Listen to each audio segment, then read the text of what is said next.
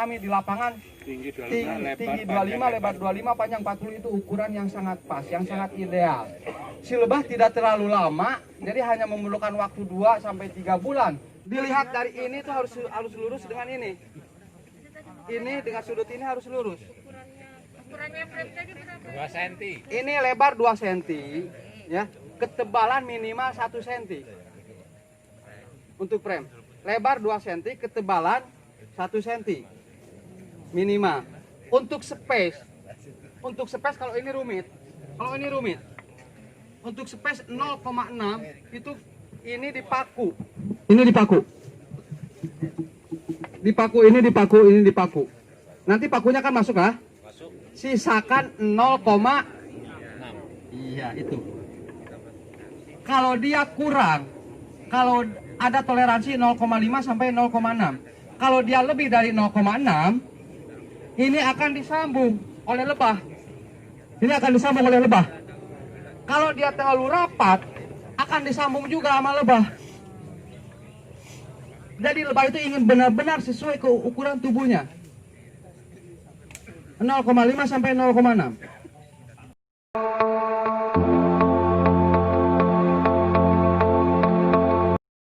Kiri kanan, ya depan belakang.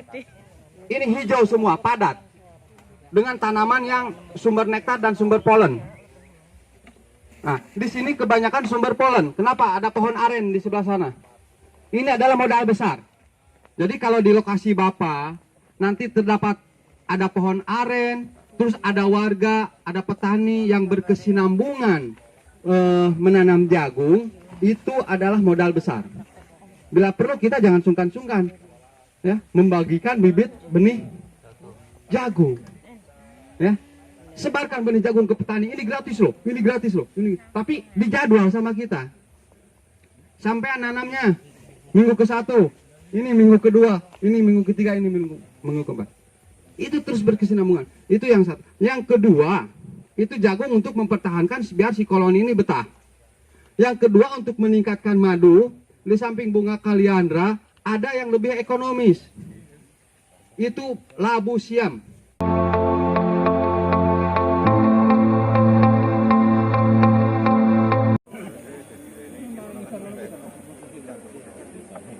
Dengan itu sangat tradisional.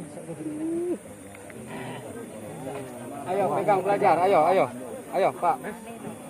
Pak itu sudah disimpan di situ. Ntar ke bawahin dulu. Nah biar nyandar ke bawah. Nah begitu.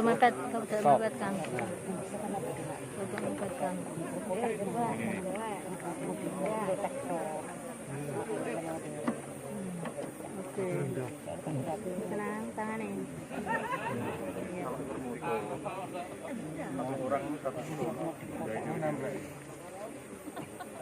Nanti Aviani Nah, sendiri ya? pada saat kita penertiban, biasakan interval waktu tertentu kita lihat ke atas, ya keliling. Kalau ada berhamburan di atas, berarti si ratu ini terbang. Ambil tanah lempar, biar dia tetap turun. Maksudnya? Nah, ini siapa yang bikin tali? Kendu. Nah, Ada yang tidak. nah harus begini nih. Nah, Lurus. Bisa. Salah, kita lagi dimasukkan di lubang. oh pecah koloni apa? Midanya itu enggak hanya satu stop ini, yang lainnya ini kan banyak yang ngatur. Oh gitu. Oh, sana-sana. Silakan. Bang, Gitu loh. Bang, yang lain di Dari dua kelompok seperti ini. tuh. Pemindahan kota. Sok, masukkan lagi. Siap. Ini satu lagi, ayo. Ya ini. Siapa? Ayo, tertibkan. Potong lagi pakai pisaunya tadi mana? Ini, Pak.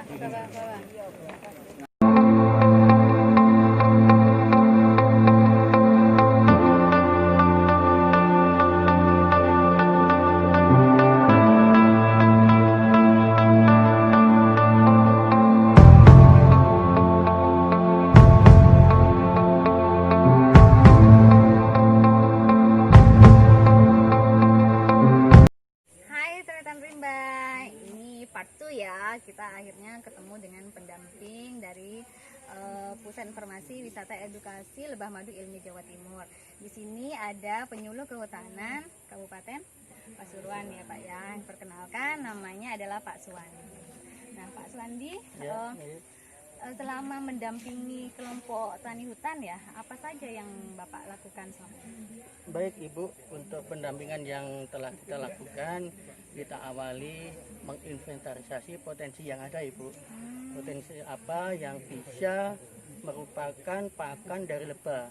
Karena banyak jenis tanaman yang ada di sini, kami menghimbau melalui KTH kelompok tani Sidodadi pada segi usaha untuk mencoba bisa mengembangkan HBK yang ada di KTH Sidodadi, Desa Butansari, Kecamatan Purwodadi, Kabupaten Pasuruan Ibu.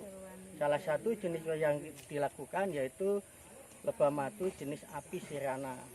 Kemudian selain itu, beliau sudah mencoba mengembangkan trigonanya Ibu. Jadi nggak cuman serana ya Pak ya, ada Ya. trigona juga ya? Ada trigona juga.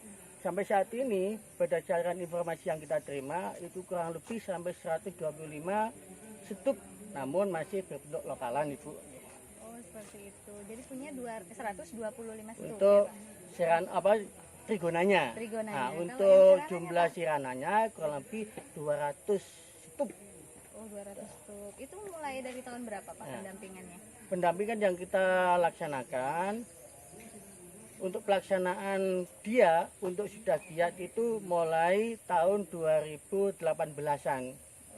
Tahun 2018-an kita dampingi secara intensif melalui pertemuan-pertemuan, kita mencoba berkoordinasi sama koordinator pihak desa ya untuk bisa mensupport bagaimana pengembangan lebah madu yang nantinya kedepannya sebagai objek edukasi itu bisa berjalan dengan sesuai harapan. Oh gitu Pak. Kalau apa pemasarannya sendiri Pak? Apa Bapak juga mencarikan jalannya gitu? Ya, untuk pemasaran produksi madu sirananya kita kolaborasi Ibu. Mungkin Ibu sudah kenal sama Pak Samsi, kita sendiri punya yang namanya Pak Haji Supirono sebagai partner kita di dalam pemasaran produksi lebah madu.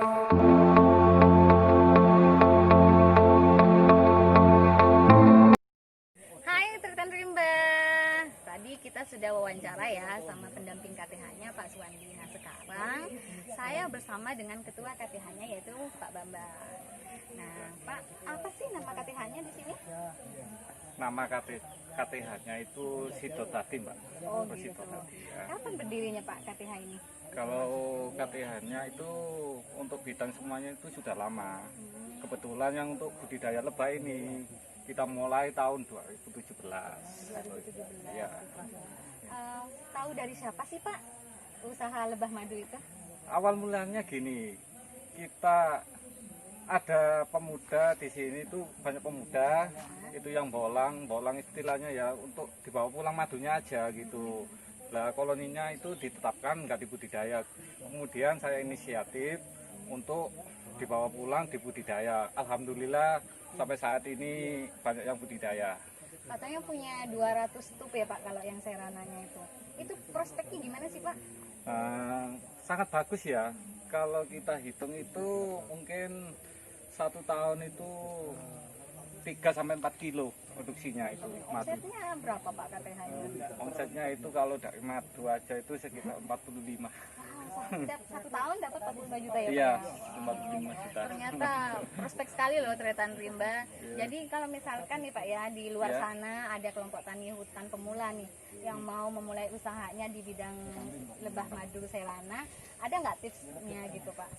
Kita menyediakan tempat untuk edukasi dan pelatihan di sini ya. Ini Kita ya, monggo Pak, ya? silakan monggo ke sini, datang ke sini. Kita siap untuk memajukan dan melestarikan madu Indonesia. Oke, Iya. salam lestari dulu Pak.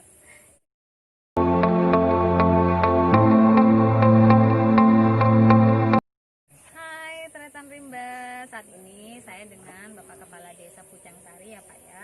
Nama beliau adalah Pak Darminto. Nah di sini kan sudah ada KTH Pak ya yang memang mengkhususkan kegiatannya itu di bidang perlebahan. Nah kira-kira dari pihak desa nih Pak ya, ada nggak sih harapannya dengan berdirinya KTH di sini? Ya pasti itu, pasti ada harapan-harapan itu ya. ya terutama kepada instansi yang terkait ya dari atas mungkin bisa memberikan support, juga desa juga begitu ya, juga nanti akan kita support dengan adanya ternak lebah. Sebetulnya kan bukan ternak Bu, itu ya kan ini kan masih iya bukan tapi peternakan iya, Pak, tapi iya, budidaya. iya budidaya lebah, ya budidaya memang apa ya Bu, tidak semudah itu ya, budidaya. Apakah dari pihak desa memotivasi masyarakat desa yang lainnya untuk mengikuti jejak KTH itu? Oh iya Bu, ya pasti Ada pasti seperti ya itu ya, ada Pak? Bu. Karena yang saya dengar kan katanya omsetnya sampai 45 juta loh Pak di sini setahunnya gitu kan, lumayan ya. Iya Bu. Ya. Kira-kira setelah dari tahun ke tahun itu Pak, apakah masyarakat di desa ini makin tertarik gitu Pak untuk mengikuti usaha perlebahan ini gitu? Ya Bu, kita berusaha bagaimana mungkin nanti supaya semua masyarakat bisa tertarik Bu, ya bisa tertarik karena dengan penghasilan itu tadi ya, penghasilan kan kita tidak mengeluarkan biaya Bu ya, kita tinggal merawat gitu Bu ya, sehingga bisa melahirkan. Di sini kan sudah tersedia ya Pak ya, Iya. sumber daya alamnya. Iya.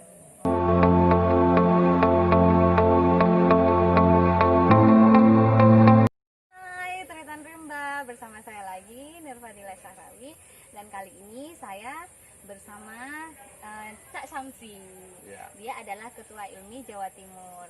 Nah, kita hari ini akan berbincang-bincang tentang perlebahan ya, Tretan Rimba. Yuk kita simak.